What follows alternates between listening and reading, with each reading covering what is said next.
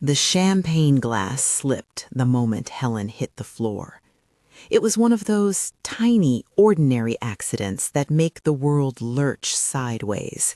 A clink, a hand reaching, a mouth opening for a laugh that didn't come. I had my own glass raised, still glinting with the last bubbles of occasion, when I saw Jessica's fingers close around the stem of my neighbor's flute. She tilted it just so. I watched the liquid curve into Helen's mouth. I watched Helen's lips purse at the taste. Then I watched the color drain from her face, and the laugh she never finished turn into an odd, strangled sound.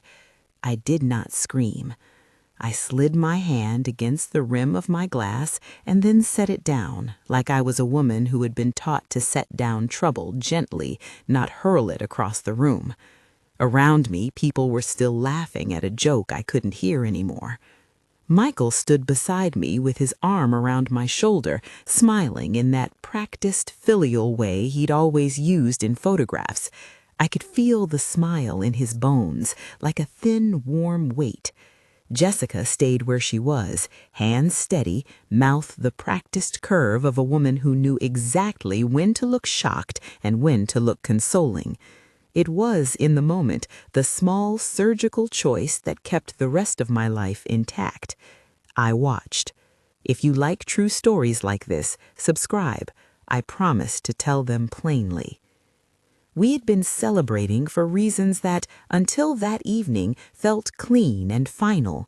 2 weeks earlier, I had signed the papers on a sale. My consulting firm, 37 years of work and stubbornness, sold for $23 million. Not a number to brag about in public without sounding like a fool, but enough to make a difference. I had been careful all my life. I had navigated contracts, men who thought a woman's signature was ornamental, and the small betrayals that happen in boardrooms when someone else wants what you've built.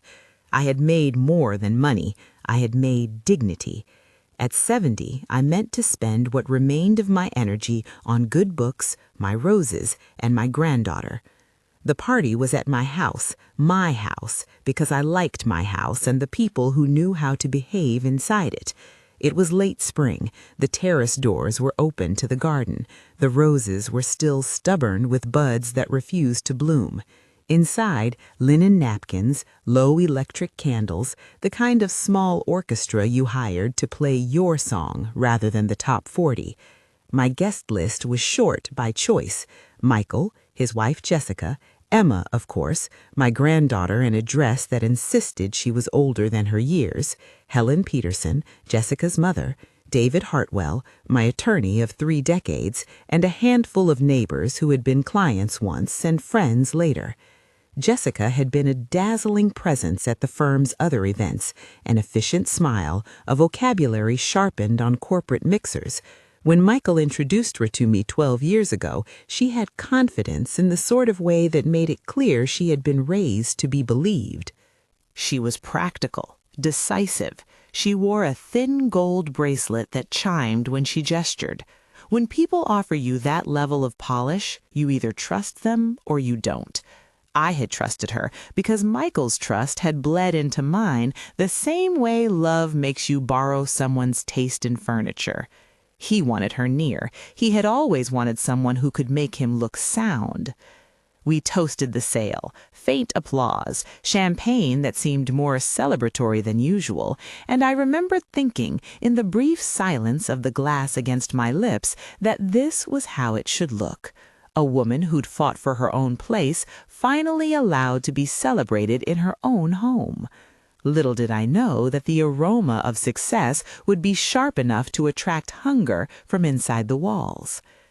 At the beginning of the night, nothing about Jessica's movements seemed out of place. She was kind to Helen, obliging, the exact kind of daughter-in-law who knew how to hold a room, but there was a particular way she kept glancing at me when people diverted attention. Those glances were quick, like someone scanning an entry for the exit. The first odd thing I noticed, and the thing that would sit with me for months, was a chip on the rim of a champagne flute. It was tiny, almost invisible, a nick that would have been easy to overlook. I saw it because I had always seen details. When I ran a company, the details told you where to invest your attention. When a glass has a chip, it changes the way it sits in hand. It changes the sound it makes when set on a table.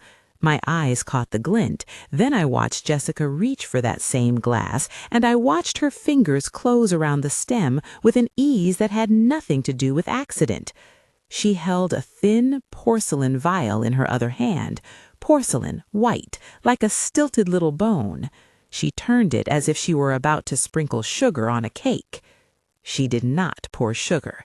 Instead, she let a bead of liquid fall into the glass, and then, in the perfect choreography of a practiced hostess, offered it to Helen.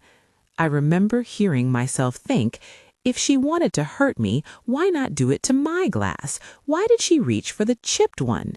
The answer seemed absurdly obvious and nauseatingly personal at the same time. She wanted it to look like an accident. She wanted to frame carelessness into tragedy, and in doing so, make me the grieving, helpless matron who had been conveniently reduced to a set of desires to be fulfilled by others. It was a small cruelty, and in small cruelties you often find the outlines of larger ones. When Helen went down, the room followed her like water follows the edge of a sink. People dove forward, sleeves scattering, calls to 911 on frantic tongues. Michael was there at once, his face pale in a new way that suited him poorly. Jessica was at Helen's side before I thought to move. She cradled Helen like a heroine in a novel and called for blankets with a trembling voice that, in the back of my mind, would later sound rehearsed. The paramedics took Helen on a stretcher, made the kind of brisk, efficient motions that look like mercy when they are first performed. At the hospital, the doctor said something that still sits oddly with me. Plant alkaloid poisoning. He said it as if he were naming a diagnosis and not an accusation. In the corridor, I found Jessica on the phone, voice high and precise, promising to do anything, to answer any question. Michael kept glancing at me with an old, childlike look, pleading for my forgiveness, for my complicity. Parents and sons have a strange library of looks between them. This one was a request for me to play the same role I'd always played, protector, patron, the woman who would smooth things over. I did not play that role, not then. On the drive home alone that night, because hospitals make decisions feel urgent and irrevocable, and because Michael wanted to be at Helen's bedside, I rehearsed what to do with a coolness that has always served me well in business. You learn, after decades of negotiations, to hear what someone is not saying. You learn to keep a ledger in your head, names, dates, motives, debts. I had just sold my company, but I had not and would not sell my capacity to look at the numbers that mattered. I remembered that Jessica had been unusually interested in the details of my estate over the past year. When I'd told Michael and the family that I planned to downsize in a year and perhaps take a house at Sunset Manor, her eyebrows had lifted in a way that asked more than it said. She had asked casually about the entrance fee required by Sunset Manor, $400,000, I told her, and she had made a neutral note of it. It is not illegal to be curious, I told myself. People are curious, but with curiosity there is a tone, and that tone had been the thin scrape of expectation. Back in my kitchen, I opened the cabinet where we kept the unopened bottles. By habit, I picked the brand we had used for the toast and set it on the counter. I thought, one of these only exists for celebration. I called David Hartwell from the porch where my phone had better reception. David had been my attorney since I was 38 and uncomfortably sure of my contract language. He answered in a voice that combined concern and a practiced calm that I had come to rely upon like a bridge. "Get them to test everything," I said. David did not offer legal platitudes. He asked practical questions. "Do we have a sample?" "I have the rest of a bottle in the pantry," I said. "Don't make any moves that would tip anyone off." "Good. Keep everything. Labels, corks, the lot numbers. No one touches them until we get a chain of custody. I'll call a toxicology lab I trust. And Sarah, he used my name the way people do whose pasts are long and shared. Be careful how you move. If this is deliberate, they may be watching for your reaction. Those words, if this is deliberate, were a small stone dropped into a still pond. The ripples went out, and they were not gentle. I slept little that night. Sleep had always been for people who had the luxury of not planning for trouble. My life, my money, and my legacy were in that hour all things people could covet. I had known, intellectually, that money alters how people look at you. There is a theory in boardrooms about escalating temptation. Small favors lead to larger expectations. But greed is a practical matter. It shows up in cash flows and late-night calls. It shows up in the way people begin to treat you like a resource rather than a person. At 5 a.m., I sat at my kitchen table with a cup of tea that had gone cold and a spreadsheet open on my laptop. I had never been one to keep ill-defined suspicions. There are two kinds of people in my experience, those who gather data and those who gather stories. I was the former. I began by listing who stood to gain if something happened to me. Michael, by inheritance, definitely, but he had a job, a mortgage, and a comfort with spending that had become more costly over the years. Jessica, through marriage to my son, had opportunities to leverage, access to my house, my social calendar, to my goodwill. Helen's presence complicated it. She was a quiet woman with a good heart, often overlooked, and there was no reason to imagine her would ill harm unless someone used her as a pawn. I went through bank records, as far as privacy and decency allow. I did not by myself hack into accounts. I did what I had always done when numbers mattered. I asked my attorney to review what I was not able to see. I wanted my actions above reproach. David advised me to hire a private investigator. The word felt dramatic, and for a splitting second I flinched. But David's tone left no room for theatrics. "Hire Patricia Williams," he said. "She doesn't do melodrama. She does spreadsheets and interviews. She'll give us a map." Patricia arrived that week like a professional answering the summons of an afternoon storm. She was mid-40s, direct, with a way of looking at bank statements that made them feel naked. Within days, she found things that made a person sitting in a comfortable kitchen feel like a target in a crosshairs. Multiple cash advances on large balances, a refinancing that had crept, without my knowledge, on a property Michael owned jointly with Jessica, and a life insurance policy, $500,000, taken out with me listed as the insured and Jessica as the beneficiary on a policy dated nearly 2 years prior. The policy had been purchased, according to the binder, through an agent who had since left the firm.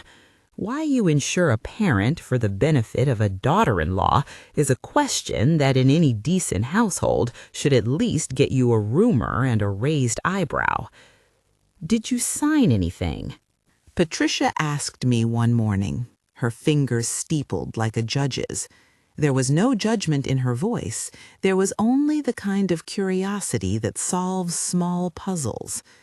"No," I said. "I am very careful with signatures." "Someone may have gotten you to sign something under false pretenses," she said. "Or someone may have suggested it to you when you were distracted. People often do business in moments of sentiment." She found payments made to a Dr. Richard Steinberg, billed as psychiatric consultation. They were irregular, sizable, and when Patricia traced them, connected to an office that had done competency evaluations before. If you have lived long enough and done enough sensible things, you'll meet people whose job it is to write reports that tilt decisions. Psychiatrists, guardianship evaluators, this is where the map of influence often points, and it frightened me in a way that made my hands go cold. If someone wanted me declared incompetent, a willing or bought professional could make it appear to be medical necessity rather than family convenience. David counseled caution. "David, suspicion is not evidence, Sarah," he said. "We act on what we can prove. We secure the assets, we document everything, and we move carefully." We did not move with dramatic gestures. Instead, we moved as I had always moved in business, with strategy.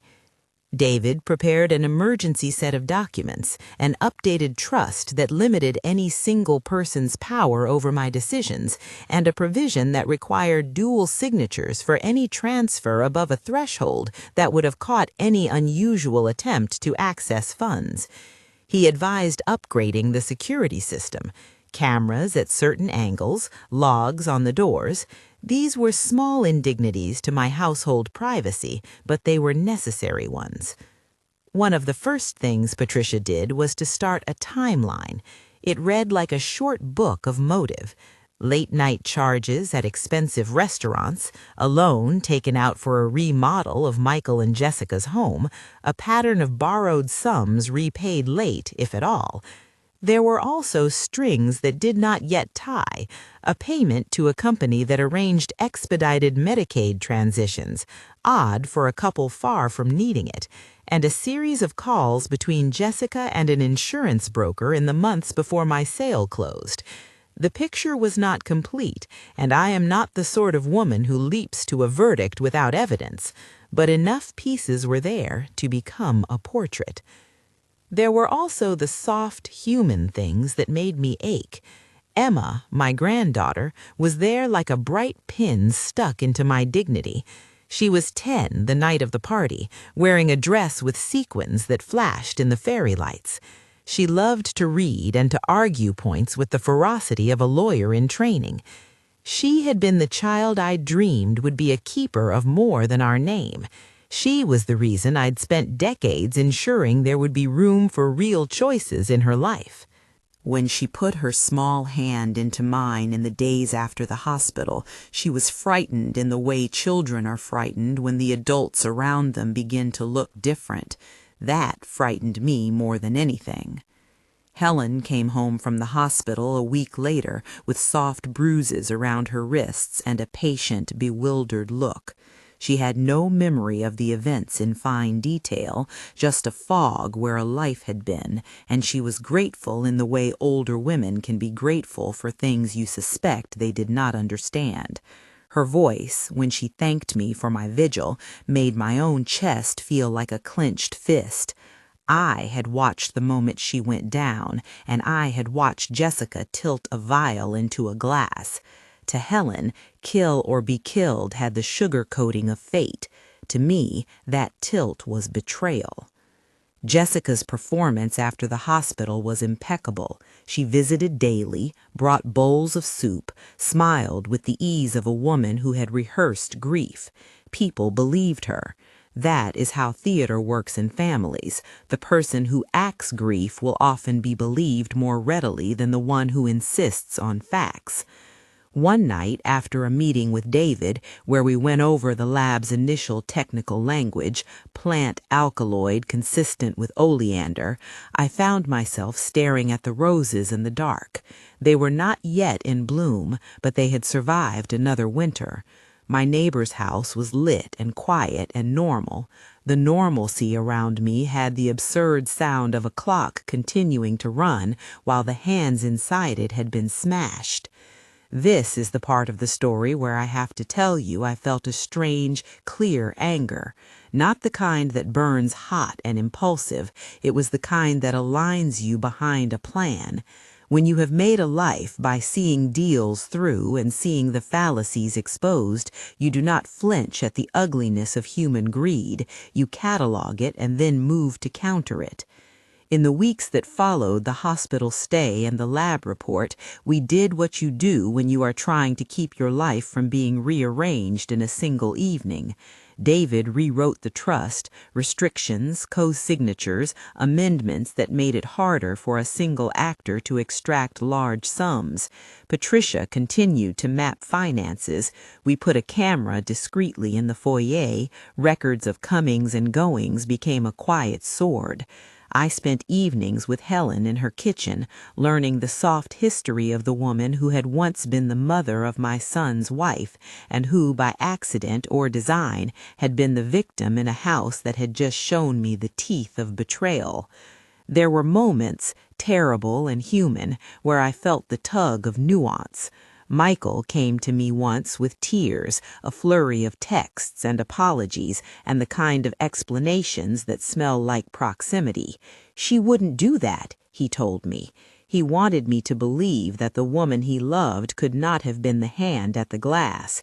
He wanted me to be the elder who forgave. I had been that elder in private ways. My compassion is not a shadow. But compassion is not the same as blindness. I had built a life on the discipline of seeing facts. Facts do not bend to longing. I had known Michael's spending habits. I knew what debt looks like in a household. Interest accrues like the small, patient hunger. But knowing the hunger and watching the hand that tries to feed it are two different things entirely. Patricia brought me more than spreadsheets. She brought a kind of truth that sits between the obvious and the deniable. An anonymous tip that a medical supplier had delivered something to Jessica's address the week before the party. A shadowy wire transfer from an account that connected to a small company with a name that read like a room number. Each item was a thread. I had to be careful not to knot the threads into a noose before I had someone to put in it. Still, there were nights I lay awake thinking of that porcelain vial and the way Jessica's fingers had held it. I had been a woman who negotiated and outmaneuvered, but this felt different. It was monstrous in the intimacy of its betrayal. If the hand that fed the apple to the guest was family, what then did the name family hold? I had never been a woman to throw away my history for the sake of appearances. Yet I found myself asking whether appearances were precisely what had saved someone from suspicion. We arranged for a discreet forensic test on the unopened bottle through a lab David trusted. I will not go into the technicalities. The lab report is a piece of paper that reads with cruel clarity. Residues consistent with a plant alkaloid found in the bottle that matched the substance in Helen's blood. Evidence is not narrative. It is a blunt instrument. Once the report arrived, our private prudence had to match the gravity of the finding. If this had been a mistake, an accidental cross-contamination, then someone had to be absolved. If it had not, someone had to be confronted. It is a strange, private thing to decide the moment when suspicion becomes action. I waited until I had more than one thread. Life is messy. Accusation without proof is the sort of act that ruins both truth and person. But you cannot stand still forever when your life seems at stake. I called Patricia and told her to keep digging. I told David to prepare for whatever the law might demand. I kept visiting my roses because the act of pruning them reminded me I could still influence life with steady hands. I made my granddaughter promise to study hard and never to let someone else decide her course without her consent. Emma hugged me once and said with a solemnity that made me choke, "Grandma, you will be okay." I hoped she was right. The problematic things kept stacking up. The life insurance policy with Jessica as beneficiary, the payments to Dr. Steinberg, the refinances and withdrawals, Jessica's recent questions about Sunset Manor's entrance fee and their casual calls to an insurance broker the night before my settlement closed. The more Patricia found, the less graceful the coincidences looked. Coincidences are poor foundations when you have money and a family that knows how to ask for it. By the time David showed me the list of things that could be done to protect my assets, legal stopgaps, surveillance, chain of custody protocols for all bottles opened in the house, I felt old and small, and also unaccountably fierce. Maybe it is the experience of having spent a life refusing to be pushed. At 70, you either let the world rearrange you or you rearrange yourself. I chose the latter. We were still erecting our defenses when news arrived that shifted everything from possibility to plausibility. The lab called with preliminary confirmation. The same compound in Helen's system had been found in the bottle.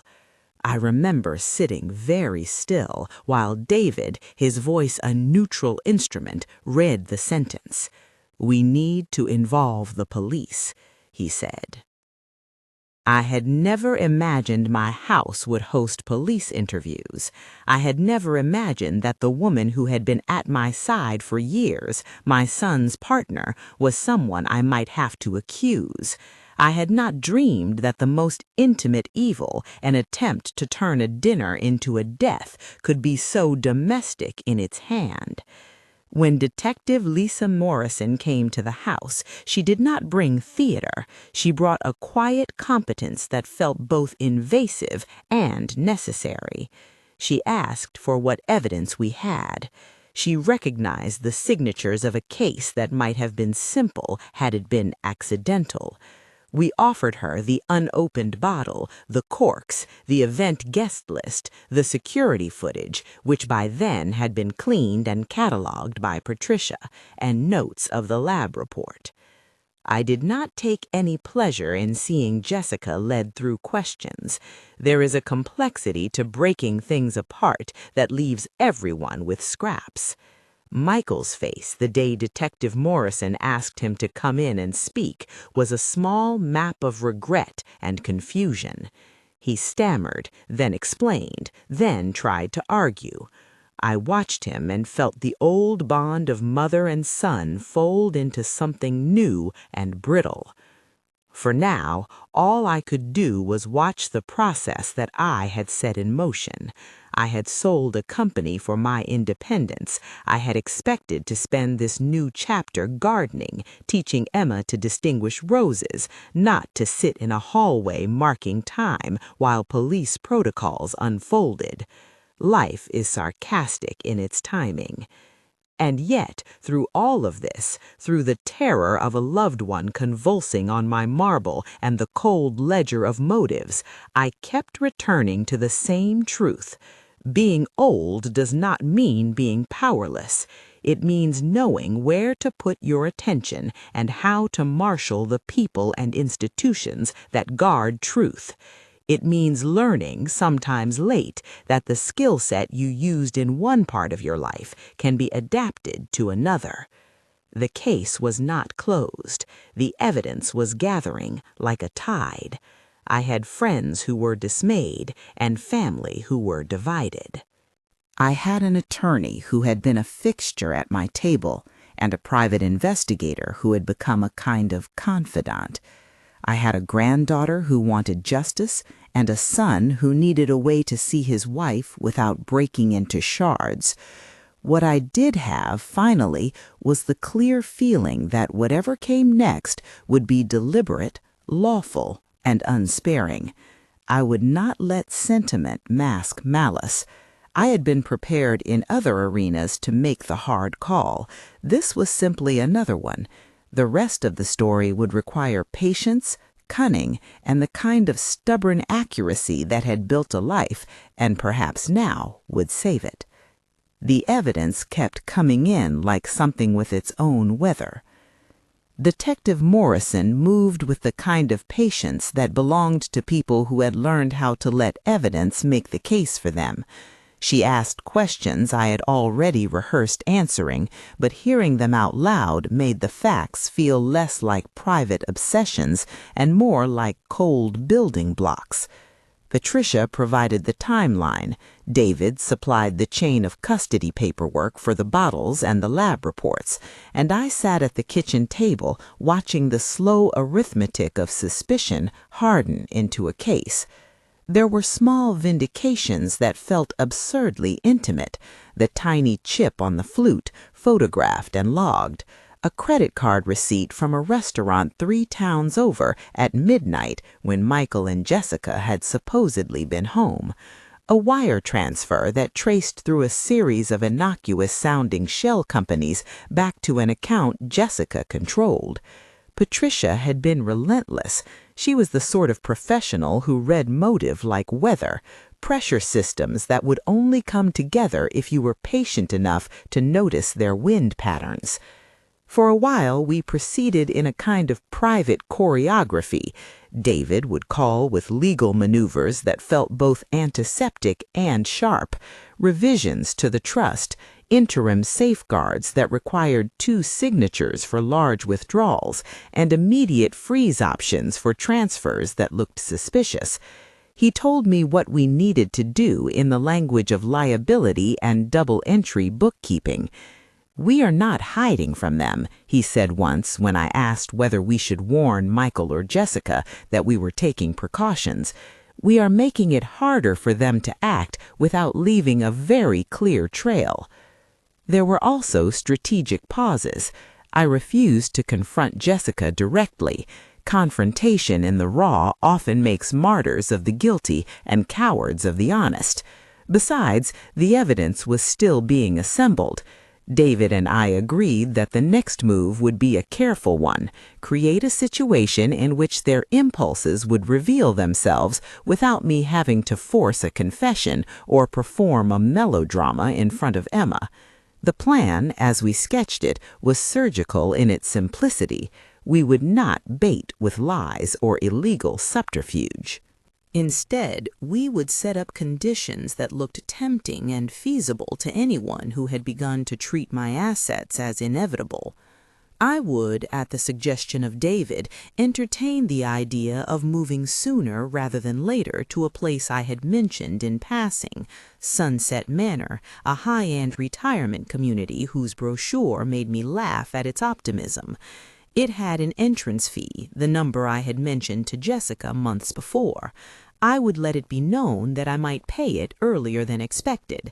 That was, by itself, harmless. What made it strategic was the addition of a controlled legal document, a power of attorney that looked like it might give one person a free hand, but one that David had prepared as a decoy, limited, watched, and designed to produce the documents and the pressure we needed for a police response. We kept the police in the loop. Detective Morrison was not the sort of person who enjoyed theatrics either, but she understood the value of a staged but legal setup. She agreed to coordinate with David and Patricia so that if the family acted on the temptation, law enforcement would be ready, documenting every conversation, recording every attempt. The point was not to entrap. The point was to let motive and action cross paths in front of official witnesses. If you have spent a life making decisions that altered the course of a room, you develop a certain tolerance for small absurdities. The Sunset Manor brochure sat on my coffee table like a bright, mocking postcard. We spread out spreadsheets and security logs and made lists of what would constitute evidence of coercion, fraud, or worse. We prepared for ordinary human stupidity as well as calculated malice. Life contains both, and both had a place in this net we were building. The week we set to bait the trap was surreal in an almost comic way. I complained about my knees to friends, old habits die slowly, and mentioned in half jest that a place like Sunset Manor would have better elevators. Jessica, who had been careful for months to play the bereaved daughter-in-law, brightened when we mentioned an earlier move. She began to talk of logistics and timelines, and with a skill I had once used in negotiations, asked the exact set of questions you ask when you are trying to determine whether someone is serious. Would you want help with paperwork? Do you already have someone handling your finances? They were casually helpful, which is what made their assistance so insidious. On the day David presented the decoy power of attorney to the family, we did not stage it like a trap. The documents were real enough to look urgent: signature lines, a notary block, language that promised convenience to a weary retiree, but David had threaded in clauses that would trigger alerts if changes were attempted, and his instructions were precise: no signatures without counsel, no transfers without his prior knowledge. He had also prepared a clause that would allow us to produce, in court if necessary, a record of attempts to persuade me to sign one version of the document or another. When Jessica and Michael pressed, first gently, then more insistently, they did it in the open. Michael's eyes were complicated, part pleading, part impatience. He had always been a man who expected a certain elasticity from life. He had never liked the ledger of consequences. Jessica, on the other hand, seemed to understand the choreography of persuasion. She positioned herself between me and David when she thought it would force my hand. She suggested that we expedite the transition because of my recent scare, Helen's collapse, with an efficiency that sounded as if it had been rehearsed. She mentioned the entrance fee in a way that implied someone would take care of it if given the right authority. Detective Morrison and patrol were there, unobtrusive, during the meetings that followed. They recorded the conversations, took notes of the texts that passed between Michael and Jessica, and watched how the pair attempted to frame their requests as concern. I sat still, sometimes smiling as if I were the elderly woman who liked to be fussed over. The strange art of deception is that it grows more confident when it is constantly affirmed. We let it be affirmed, but we had our witnesses. The moment that shifted the house from suspicion to action came not from words, but from a single text message Michael sent to Jessica while he thought no one was looking. It was a terse, practical thing. Make sure she signs today. Agent will handle the rest. It was the sort of message people send when they treat another human being like a transaction. Patricia, who had been quietly monitoring their public patterns, flagged it for Detective Morrison. When Morrison asked to see the phone, Michael's hands tightened in a way that made him look like a boy who had been caught stealing a cookie. It was legal, careful evidence, a recorded series of calls, receipts, bank records, but Detective Morrison understood that motive without movement can be pretty meaningless air. She wanted movement. The decoy POA had given us that movement. Jessica tried to produce an alternative document, a consolidation that would have allowed single authority control for a short time. David refused to countersign and asked to see her financial plan for the coming months. She flinched, and then, in a way I had seen before in boardrooms when someone realized they'd been cornered, she lashed out with performance. Tears, a speech about family, a plea that she was only trying to help. Michael, who had been silent, suddenly chose the same tactic. "Mom, I can't do this alone." The recordings told a different story. The next weeks were a slow, bureaucratic tightening. The lab results that had been preliminary were updated with formal toxicology reports. Oleander alkaloids in Helen's blood, residues in the bottle that matched the samples from the scene. Those words, which had felt abstract when David read them earlier in legalese, now were laid out with a forensic clarity that made it impossible to treat them as accident. Detective Morrison presented the evidence to the prosecutor. There was a file of Patricia's reports, bank statements assembled in neat stacks, and a trail of communications that suggested planning. Arrests are never as dramatic as television makes them. They are procedural, quiet, a kind of heavy bag placed on an already weary table. The day the officers came for Jessica, she sat at her kitchen counter as if she were having tea. She smiled at me before they took her out of the house, too composed, like a professional final bow. Michael was arrested later on charges related to financial coercion and conspiracy, lesser than attempted murder, but serious enough that he could not walk away with a shrug.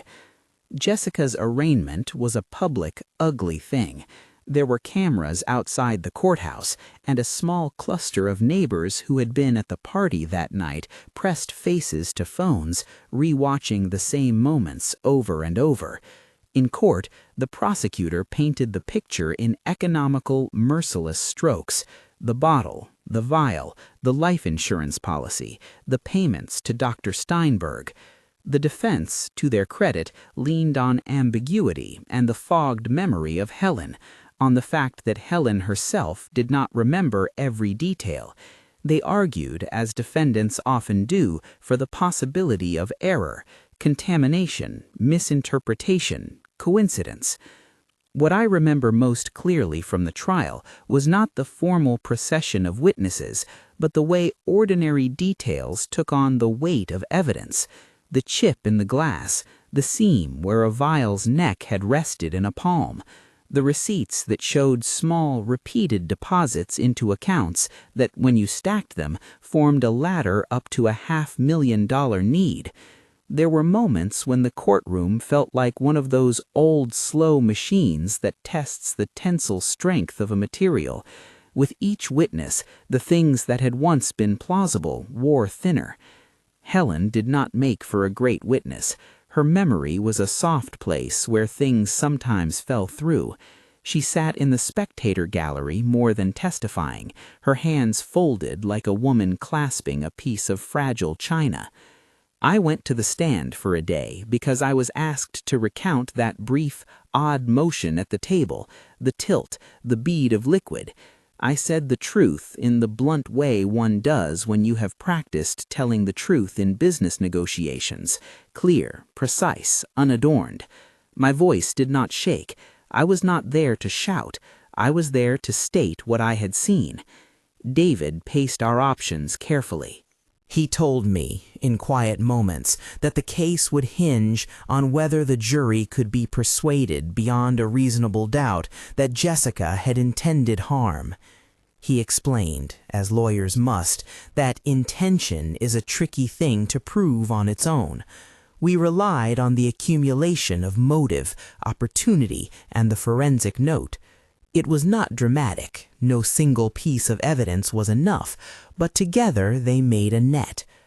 Dr. Steinberg became an awkward fulcrum. The payments that Patricia uncovered were undeniable. When called to testify by the prosecution, he looked like a man trapped between professional embarrassment and private panic. He claimed that his work with the family had been consultative, that he had performed assessments and written notes consistent with what family-run narratives sometimes require, but his billing records and the timing of the consultations were its own kind of indictment. Under cross-examination, the picture darkened. There were recommendations for guardianship evaluations, notes that could have been used to suggest diminished capacity, and a financial relationship that, at best, was ethically dubious. I will not pretend the trial was comfortable. It was not. It was a kind of public dissection of private life, the sort of thing that leaves everyone hollow. Witnesses who had been my friends were pulled into a stream of questions about what they had seen or heard. My relationship with Michael, which had been built on decades of shared debts, emotional and practical, was exposed like a ledger with entries I'd rather forget. He testified in his own defense during a hearing that followed the main trial, his voice breaking more for his own shame than for the injured parties. He described, in halting language, a marriage that had spun into debt and the terrible, stupid thinking that accompanies people when their backs are against the wall. It was not absolution. It was a human explanation that made me pity him without forgiving him. Jessica's conviction, when it came, felt to me like a recognition that the legal system could, in some instances, match the moral geometry we had been tracking. The jury found her guilty of attempted murder. She was taken from the courtroom in handcuffs that clicked like tiny verdicts. Michael pleaded to lesser charges related to financial misappropriation and coercion. He was given a sentence that reflected that culpability, less than a life sentence, but enough that his future would be altered.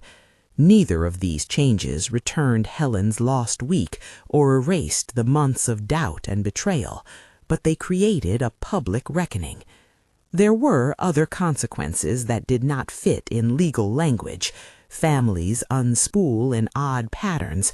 Phone calls that once came with birthday wishes now arrived as terse legal messages. Neighbors pick their allegiances, and the neighborhood, small as it is, divides into people who had been surprised and people who had suspected all along. I received letters, some generous and warm, others sharp and accusing. The hardest thing was that no one could ever make the night of the party unhappen. The memory for everyone present would always carry the imprint of Helen on the marble and the way Jessica's hands had been steady. For my part, the aftermath demanded slow repair. Emma worried in ways that children do, sometimes unhelpful, sometimes bravely practical. She asked awkward questions about whether she would inherit anything and whether she would be forced to choose between family and morality. I answered as best I could that justice was not always pretty, but that rights and responsibilities had to be taught. She became, over the months, a young woman determined to learn the law. When she announced she wanted to study it, the pride in me was not merely grandmotherly, it was the satisfaction of seeing a life redirected toward truth.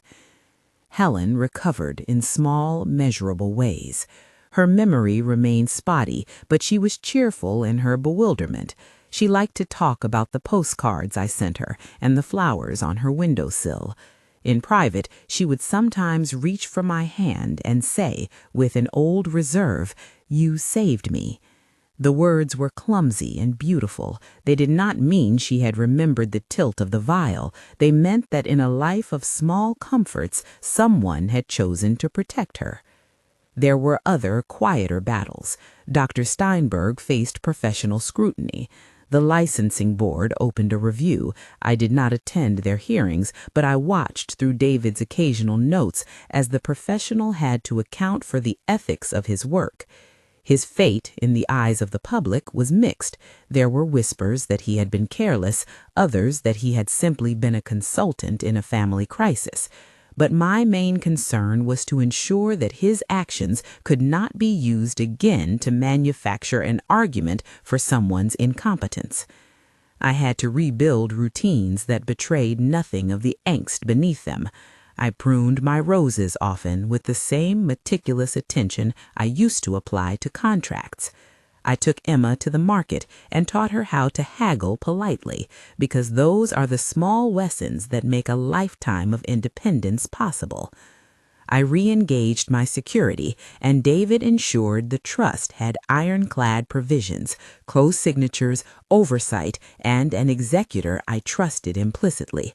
I did not want to live in fear. I wanted to live with tiny, sensible safeguards that respected my autonomy and made pretense of powerlessness impossible. There were social costs that had to be paid. People I had considered friends called less frequently. Michael's mother, Jessica's mother, Helen, came to me one afternoon, and we sat in the summer light while she talked in glances and half-sentences.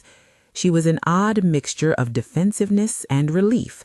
Families, I learned in that season, are messy with contradiction. They make room for hate and for forgiveness in the same breath.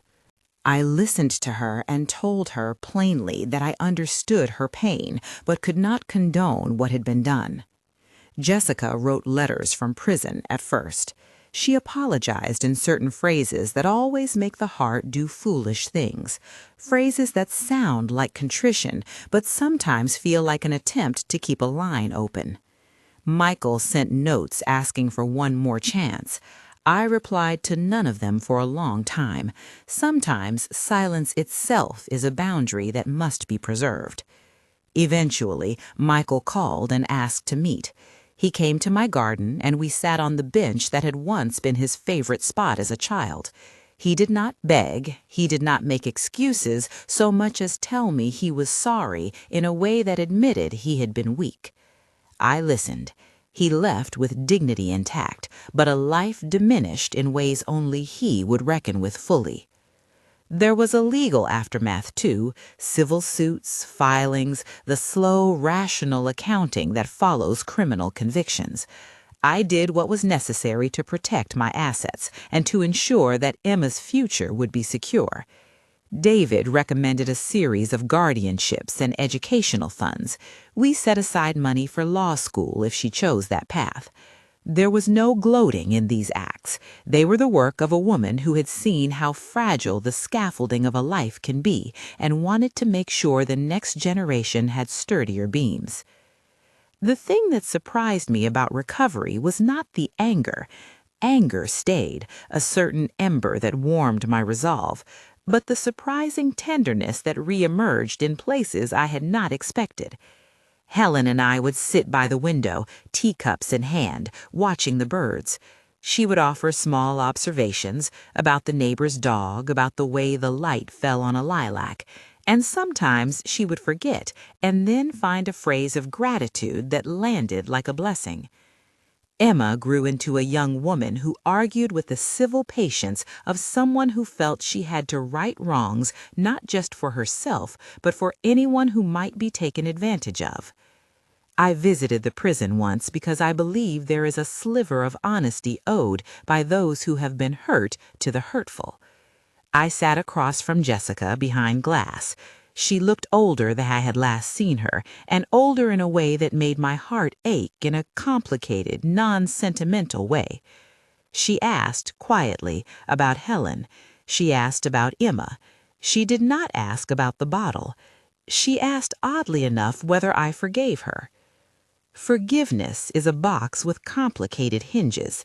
In the room, I had to choose between mercy and justice. The law had done its part. Her conviction was a public recognition of what had been carried out. Forgiveness, I told her, was something I would decide privately in time. I did not promise it. I did not refuse it entirely.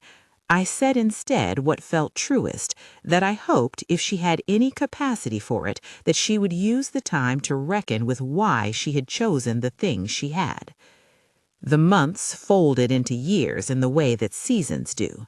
My roses bloomed differently after the winter we had spent in courtrooms and report filings. I pruned them with my own hands, sometimes with Emma at my side, who had a peculiar flair for choosing the best buds. There was a small, almost ridiculous pleasure to seeing the garden come back as if it had always known how to recover. People sometimes asked whether I felt vindicated. Vindication is a neat word for a messy consequence. I felt primarily relieved. Relieved that Helen lived, that the truth had been taken seriously enough by enough people to hold those responsible to account. Relieved that Emma's path was not sacrificed on the altar of someone else's greed. Relieved that at 70 I had learned how to marshal the tools I'd used in business to protect my private life. There were moments of melancholy, of course. I missed the idea of the family that might have been, birthdays without legal affidavits, dinners that did not require a mental checklist of exits. I mourned the portion of my life that had been irretrievably altered the night a flute was tilted.